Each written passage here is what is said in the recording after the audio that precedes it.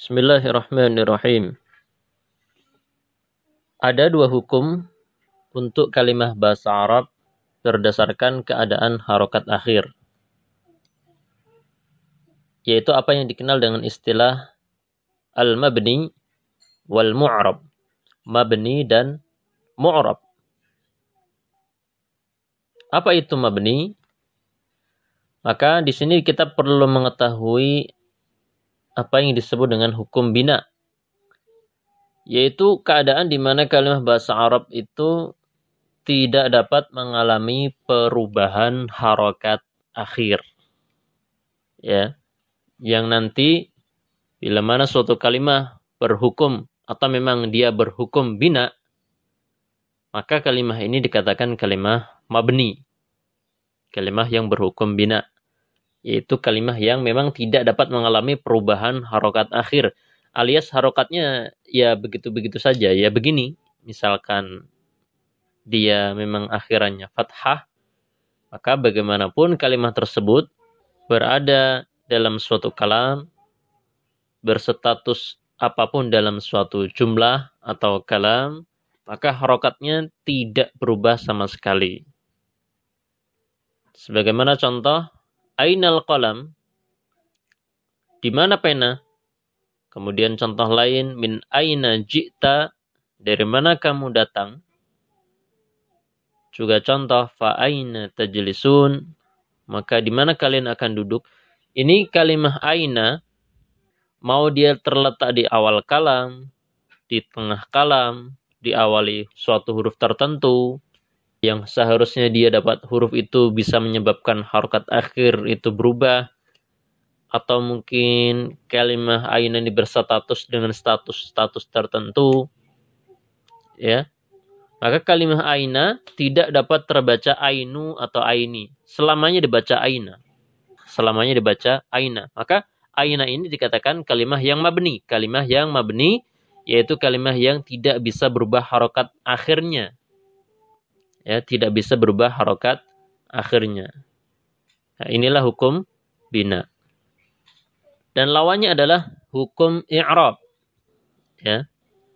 Hukum i'rab.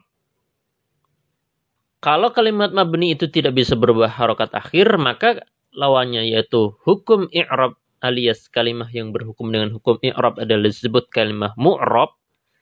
Maka kalimah ini dapat mengalami perubahan harokat akhir menyesuaikan status atau kondisi atau jabatannya dalam suatu kalam. Sebagaimana contoh, hadza baitun. Ini rumah. Ra'aitu baitan. Aku melihat sebuah rumah. Nadartu ila baitin. Aku memandang ke sebuah rumah. Maka baitun, dia ada satu kondisi dia harus dibaca dengan dhammah, yaitu menjadi baitun. Satu kondisi lain dia harus dibaca dengan fathah menjadi baitan. Satu kondisi lain dia harus dibaca dengan baitin, yaitu berkasrah. Maka inilah kalimah yang berhukum dengan hukum i'rab, maka disebut kalimah mu'rab. Inilah dua keadaan kalimah bahasa Arab, ya. Ketika kita sudah berinteraksi dengan suatu kalam, suatu tulisan, ya, teks berbahasa Arab, maka di sana ada tata bahasa yang mengaturnya. Kapan dia dibaca ini, kapan dia harus dibaca demikian, kapan berharakat A, kapan berharakat B, atau kapan memang kalimat ini memang selamanya tidak bisa berubah harakat. Ya. Ini pemanasan daripada nantinya inti belajar ilmu nahwu ya seperti ini. Ya. Bagaimana kita membaca suatu kata itu dengan harakat yang benar. Terutama harakat akhirnya. Ya. Kalau ilmu sharaf itu membahas harakat sempurna suatu kalimah, yaitu suatu kata. Kalau ilmu nahwu fokus di harakat terakhirnya. Ya. Wassallallahu wasallam ala nabiyyina Muhammad.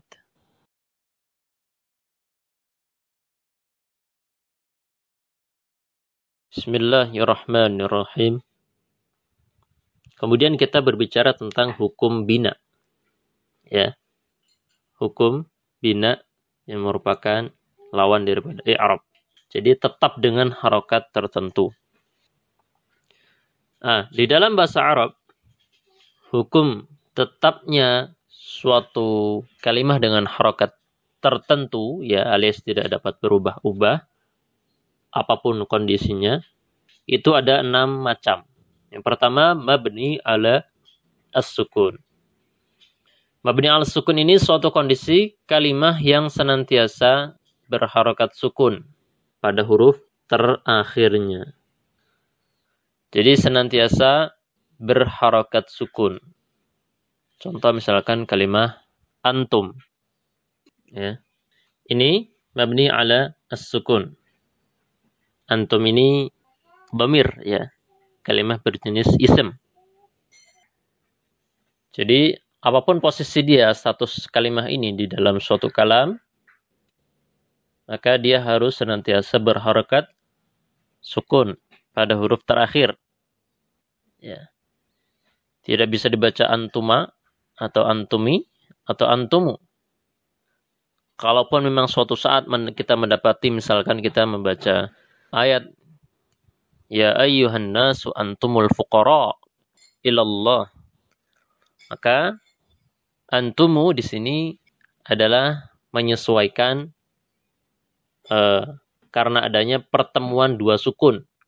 Ya, jadi sukun di mim dan sukun di al-fuqara, di alif lam. Maka mim milik antum ini harus terbaca. Tapi pada asalnya kalimah ini adalah mabni ala as-sukun. Dan banyak contoh kalimah-kalimah lain yang memang bagaimana kondisi atau status dia dalam suatu kalam, kalimah-kalimah tersebut senantiasa dengan harokat sukun dan tidak terpengaruh dengan status atau jabatan tertentu. Yang kedua adalah mabni ala al-fathi. Ya, mabni ala al-fathi. Al-fath itu fathah. Jadi kalimah ini adalah senantiasa berharokat akhir fathah. Seperti misalkan hunna. Ya. Thumma.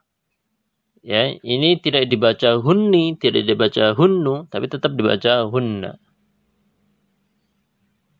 Yang berikutnya adalah mabni ala ad-dhamm. Dhamm itu dhammah. Jadi senantiasa dhammah. Ya, nahnu, haitsu, ini tidak terbaca nahni, nahna, ya. Senantiasa dibaca nahnu. Bagaimanapun kalimah ini terletak di suatu kalam, posisinya di depan, di tengah, atau dimasuki apapun, huruf-huruf apapun, atau suatu hal yang mempengaruhi seharusnya berubah, tapi kalimah-kalimah yang mabni tidak berubah harokat akhir. Dan yang keempat adalah mabni ala al-kasri. Senantiasa kasrah. Senantiasa kasrah. Contohnya misalkan kalimah anti. Ini senantiasa berkasrah. Ya. Nah, untuk dua hukum atau 2 macam yang lain, yaitu yang kelima dan keenam, mabni ala hadfin nun dan mabni ala hadfil harfil illah, ini tidak kita bahas, ya, karena mungkin agak berat, ya. Tapi ini sekedar wawasan dan itu suatu saat mungkin bisa dikaji, ya, di kesempatan yang lain, ya, oleh para pendengar sekalian. Wassallallahu wasallam ala nabiyyina Muhammad.